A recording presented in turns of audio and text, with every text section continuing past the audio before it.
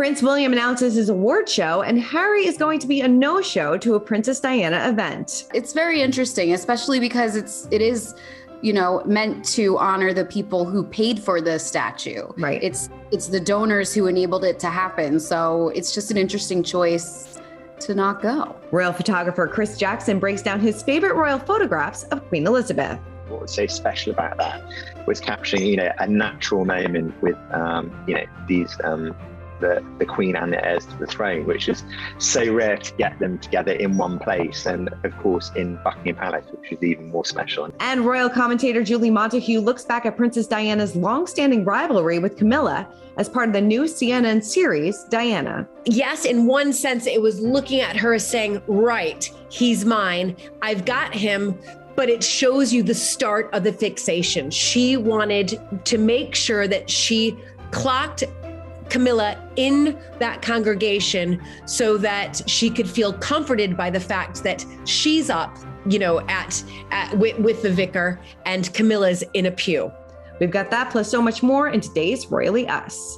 Hello to our fellow royal lovers and welcome to Royally Us. I'm Christina, that's Molly. Welcome to another week of royal news and roundups and interviews. We got a lot to get to this week. Yeah, it's a little dramatic this week, too. It's a little dramatic. And I'm so excited for everybody to hear our great interviews that we have this week. We have Julie Montague, former Ladies of London star turned royal commentator. She's talking all about Camilla versus Diana in the upcoming CNN docuseries. And then we have Chris Jackson, who is a official royal family photographer. And he's going to be talking all about his new book. So definitely something to look forward to. But before we get to all of that, we have to check in on our royal viewers to hear what they had to say about last week's show. We got a ton of comments, some nice, some not so nice. Lisa said, I would think it would be the Queen's decision whether there is a christening at Windsor or not, providing that the story is true at all. Yeah, we kind of said that last week too. I feel like the Queen has the final say in all of this, if this story is even true.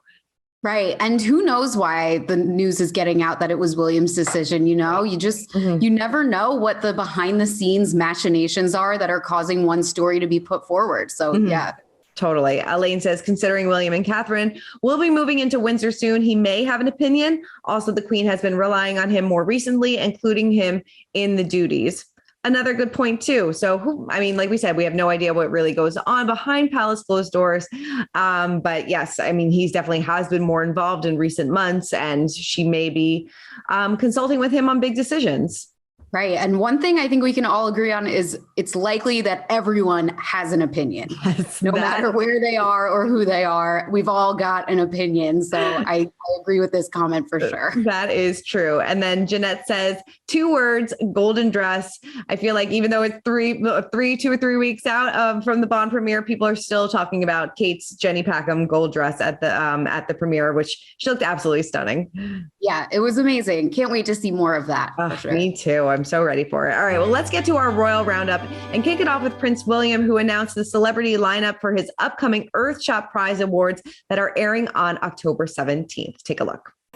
Join me for the first ever Earthshot Prize Awards, where we'll unveil 5 global prize winners and their game-changing solutions to repair our planet on October the 17th here in London.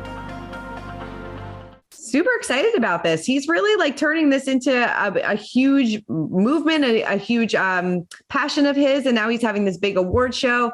We got Ed Sheeran, we got Shawn Mendes, we have Coldplay, a few other people, right? Yeah, Emma Thompson, Emma Watson, David Oyelowo, Mo Salah, and David Attenborough, who I think I've alluded to before is maybe the only person in the UK who is more respected than the Queen. Right. So it's going to be a huge event. And also the Coldplay set is being powered by cyclists, apparently, which is really interesting. That's pretty cool. And then Duchess Kate will be there as well. She will be a presenter for the night. So it's going to be a big family affair. It's like we said, it's going to take place on October 17th, airing on the BBC, on Discovery Plus. And it seems like this is the start of many award shows. I think they have this slated through 2030. So it's going to be something that we can enjoy for the next few years, which is awesome. Yeah, it's really cool. And, I think there's probably going to be a little bit of mumbling that it's very celeb-y and people are going to be saying, oh, that's very Harry and Meghan of them, or, it's preachy because it's celebrities. But I think it does help to have all of these very loud voices talking about such an important issue. The only thing is they might not want to take any private jets within a month or two of the show. I totally agree. But yeah, sometimes you need that celebrity oomph, that celebrity power to kind of take it to the next level. And, he wants people obviously to be very involved in climate control and ways to help the environment. And this is the way to do so. So I think it's really cool. He's finally going to crown his Earthshot Prize winner. We've been talking about these 15 finalists for quite some time. And so we'll have a winner and we'll have some awards to give out and some good music to listen to as well.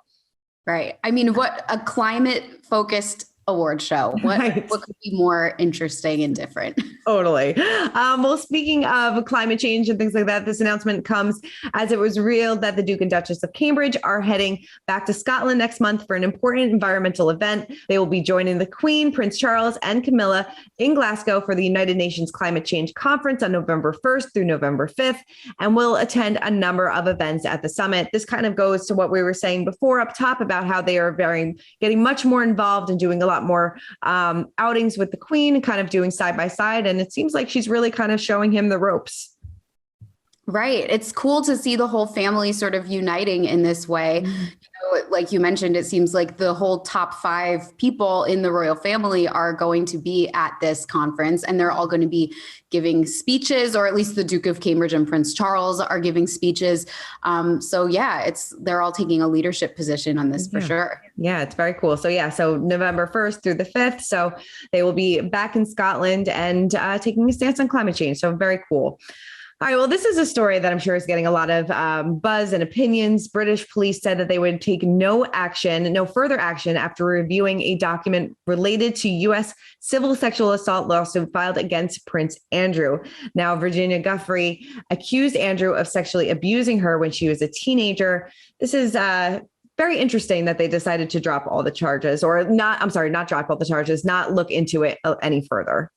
Right. It's just, I mean, even if they do think that they would end up not pursuing it further, like to announce that they're just not going to do anything PR wise, what are you thinking? What are you thinking? And it just makes it look like the Metropolitan Police are sort of bowing to the power of the royal family instead of doing what they should be doing. And it comes at a time when trust in the police in London and in the UK is kind of at a low due to the Sarah Everard case and different things like that, and the fallout of that case.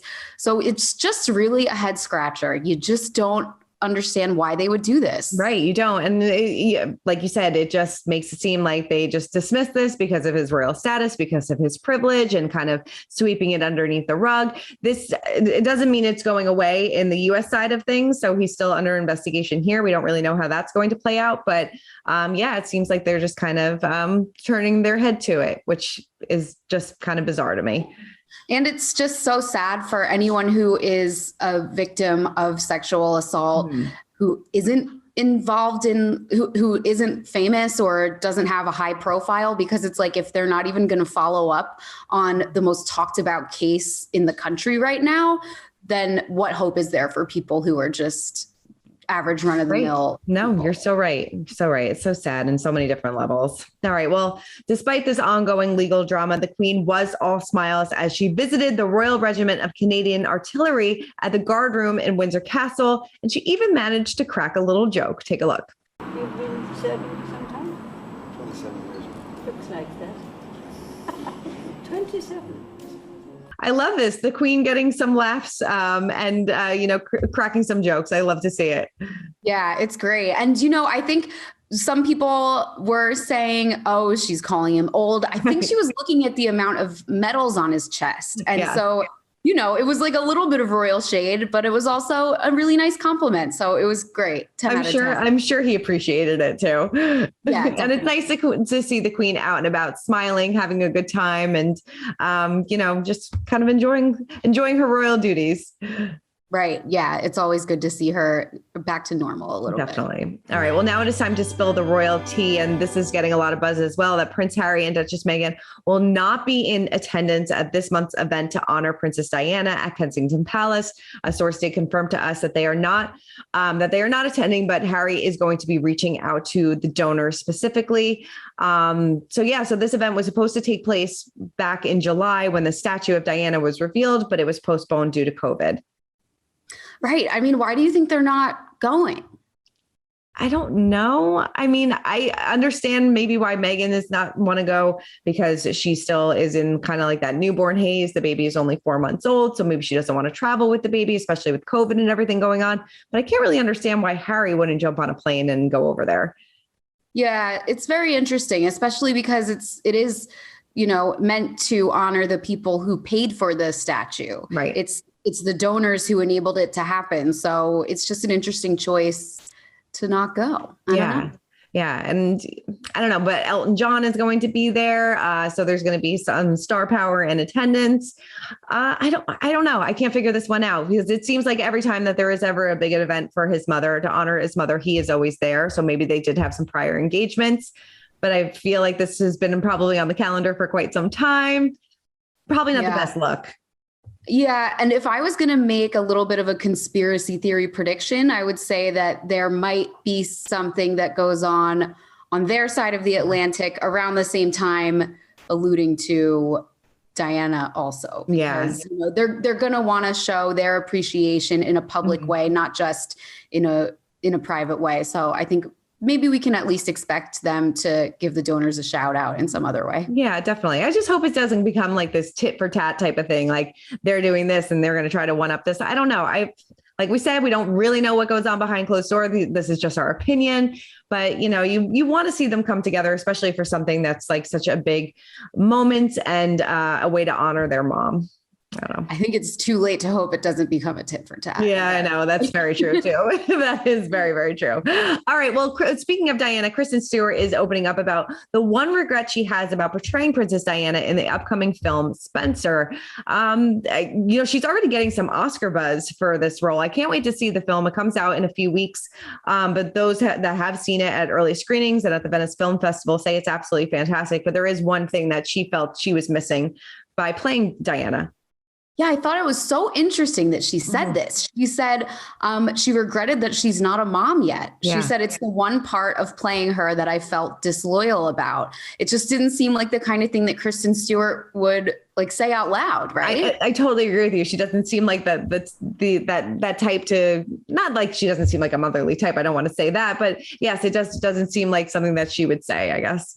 Right. And I think she was talking just in the context of her performance, not in the context of life in general. Like, I don't think she's saying, I wish I was a mom, but I guess it was just so central to that character that she felt like she wished she had some experience to draw on. For that. Yeah. Just to relate to her just a little bit more, because, being a mom was probably the most important thing to Diana. So maybe she just felt that little disconnect there, but certainly based on what people have been saying, it hasn't affected her performance at all. So I'm really looking forward to seeing that.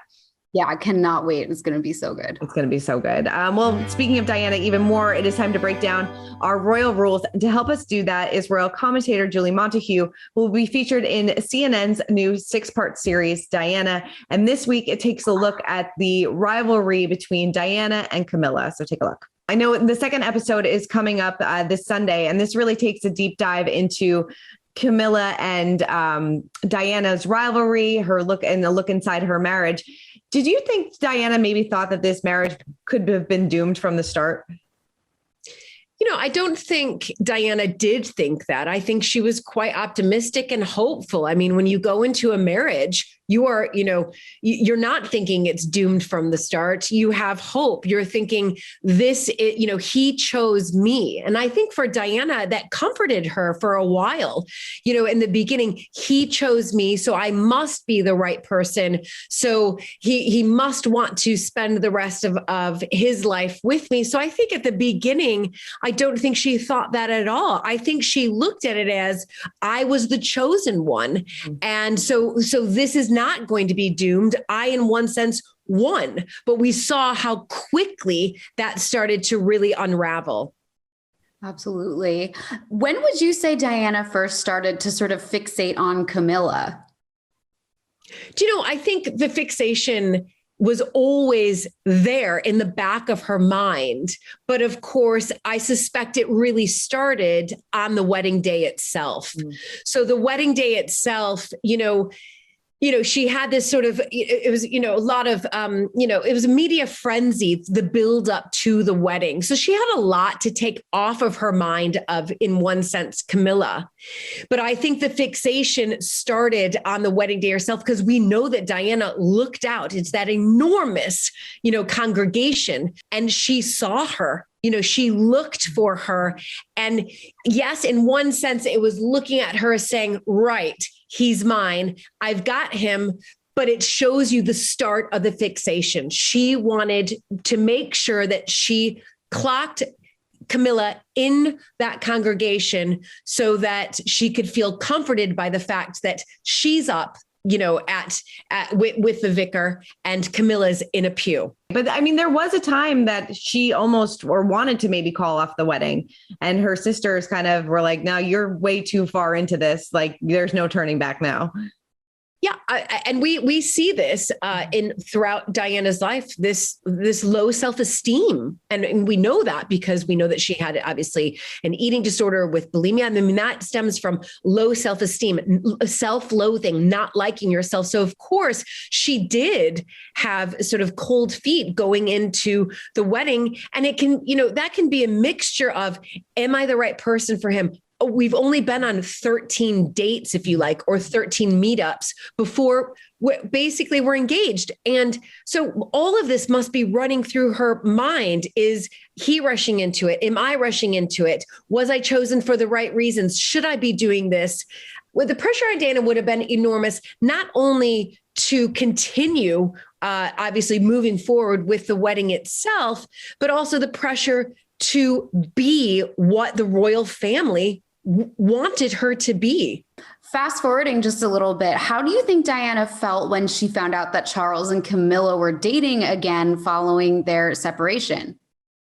Well, I mean, I think like anybody, I think Diana would have been absolutely devastated. She has put her whole life into this marriage, and she's also given up her whole life for this marriage, right? She has given up so much. She has done what she has been asked to do.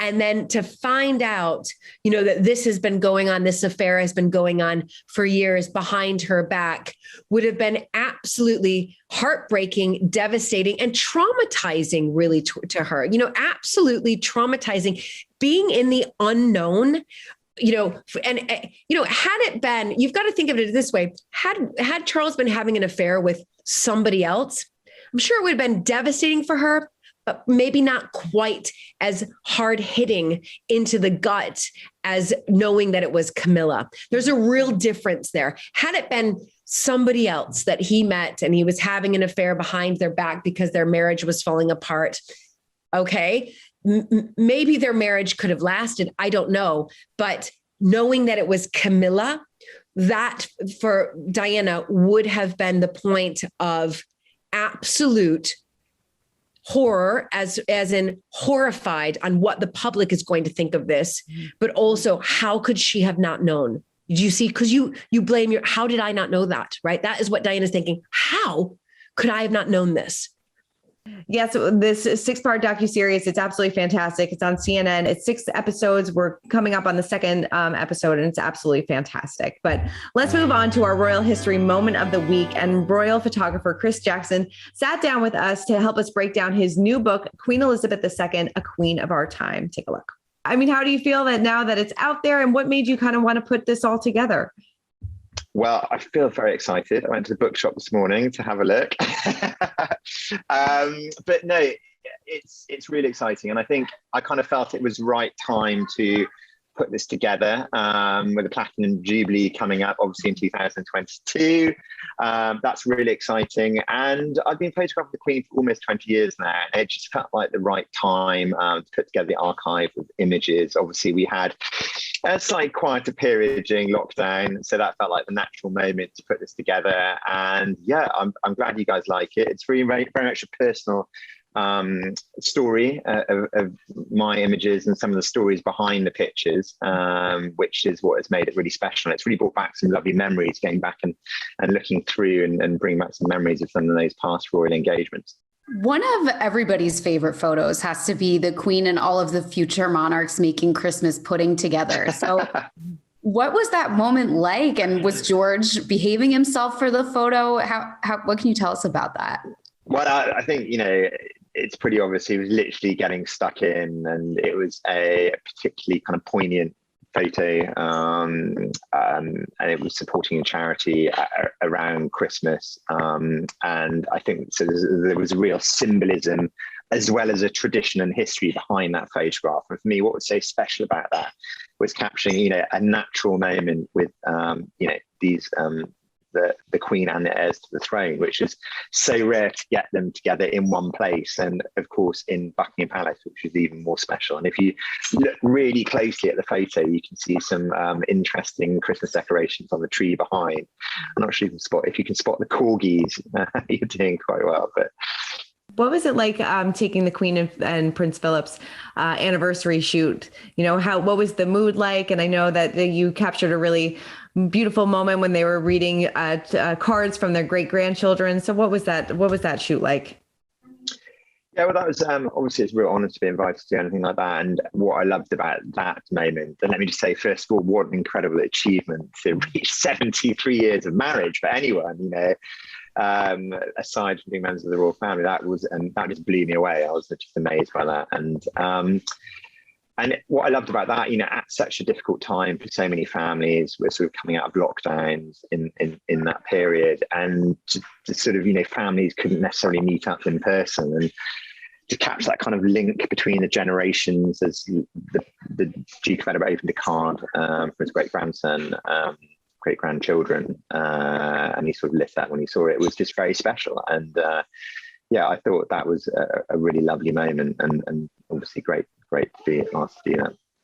Definitely get your hands on that book. It's absolutely beautiful. The pictures are fantastic. There's some great anecdotes and stories behind it. So definitely a cool perspective, and it's a great table book. All right. Before we wrap up, we have to check in on our royal kids, and we are hearing that Prince Harry and Meghan Markle are really enjoying life as a family of 4, right? Yeah, it sounds like they're having a great time. We heard from our sources that Harry adores Lily and he loves reading her bedtime stories, and that he has a real magic touch, which is really nice. So it sounds like they're doing great. Yeah. And Archie is really coming into his own as a big brother. He's about to be 2.5. So he's definitely in that toddler stage. So it seems like he is, enjoying having a little sister around. And like you said, Harry likes to read bedtime books, and they're just kind of living their best life in California and just enjoying it. Yeah. It sounds like you said, they are just in that like little newborn haze and just enjoying it. Yeah, totally. But we need photos of Lily, though. I need to see what this baby looks like. I know. I wonder if it will ever happen. I know, because we really haven't seen a photo. I mean, in the documentary that Harry did, you saw like the back of Archie, but we haven't seen like a face photo of him since I think the christening. It's been a really long time. Yeah, interesting choice. I'm not going to hold my breath to see. Not either. Lily, I feel like it may never happen. So I know. Well, maybe. All right. Well, Molly, thank you so much for running down all things royals with me, as always. Thank you, Christina. All right. For much more on the royals, head on over to usmagazine.com and make sure you listen to the Royally Us podcast wherever you guys get your podcasts, and make sure to check back on Us Weekly's YouTube channel every Wednesday to find out more about what the royals are up to now. All right. We'll see you guys next week. Bye. Yeah.